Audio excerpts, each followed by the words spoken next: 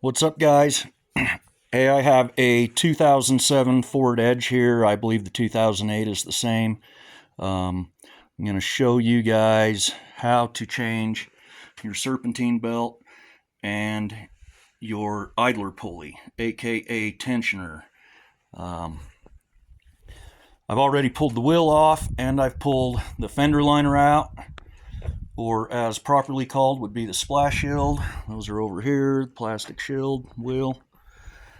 And the reason for pulling that is because, for one, it's going to open up your crank pulley here. It will help you get your belt on correctly. And if you look up in here, here is the tensioner. There's also one bolt right up in here. This is going to make it easier for me to get this one bolt out. This tensioner has 3 bolts. 2 of them are up on top, and that one's down lower. We'll go up top and I'll show you up there.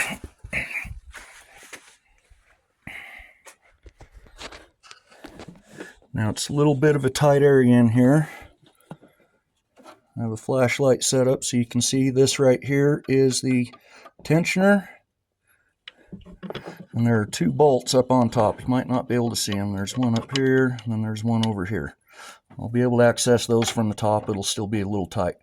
But I'm going to get the tensioner off, and we'll be right back. All right, guys, I got my old idler out of there.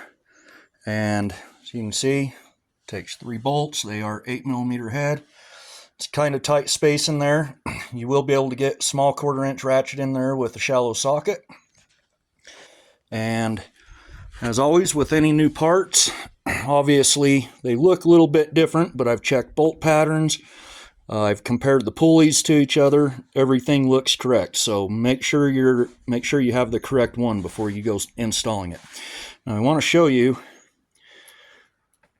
Now these tensioners are spring loaded. So right now that spring is all the way sprung. I did not have to remove my belt. My wife was driving this yesterday, and she threw a belt. Surprisingly, she made it 25 miles just on the juice of the battery, because obviously with no belt, the alternator was not turning. So it really surprised me how far she got. But this is going to be the top. If you're looking down into the engine bay, this is going to be the top. And once I get this installed, I'm going to take my 3/8 long ratchet here, and I'm going to use this, and I'm going to crank this way. You can even see the arrow on the old one. This is going to put a load on it, or help, I guess, reverse the load. Anyway, I'm going to crank it that way, and this new one came with a handy-dandy little pin. If you see this pin, there's a hole right here. There's a hole here, and there's one underneath right here. And I'll be able to rotate this clockwise, and while I have tension on it, I'll be able to drop that pin in there, and it'll hold that tension so that I can put my belt on. And then I can put a little bit of tension back onto it once the belt is on, and pull that pin and release it. Now I'm hoping I should be able to do that, because there is not a lot of room between the frame rail. So I want to mention my ratchet I have here is pretty thin profile. I was not able to get a 3/8 breaker bar in there because the frame rail is right up against it. But I did check, and I can get this in there. You may need to purchase or rent a serpentine tool. They're just a flat bar with a 3/8 attachment on it. But I'm hoping I'll be able to put this on, crank it. I might even have to put a bar on the end of the handle to give me a little more leverage, and hopefully I can get my hand in there to get that pin in there. If not, then I might need an extra hand while somebody cranks it and I get that belt set around that pulley. And we'll be right back. All right, guys. So I ran into a little bit of a problem with this idler pulley. The body is a little bit wider profile than the factory one that I took out. Was not able to get my long 3/8 ratchet in there. So I improvised. I made a tool. Had this old big saw blade laying around. I tore apart a old junk Craftsman ratchet. Anyway, fabricated this saw blade where I welded that on, and this sits in here really nice. Nice thing is I was able to put my own custom angle on it. on that 3/8 head so that I can get a full pull. So I don't know if you can see this, but now I can get a full pull on this. And I'm going to go ahead and throw that belt on. I'll show you my handy dandy tool here in a few minutes once I get this belt on. So I got my belt on.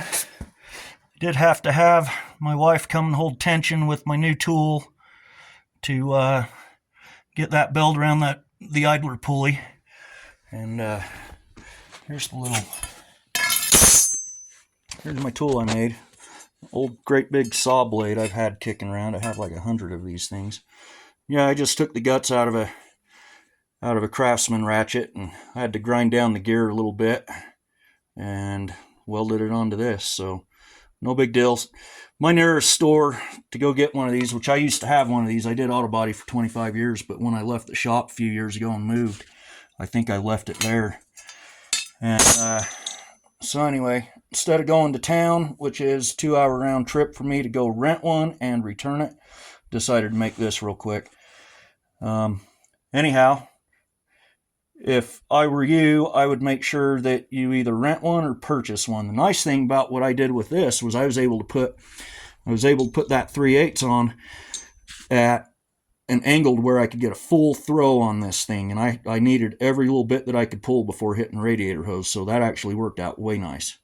Anyway, hope this helps. Thanks.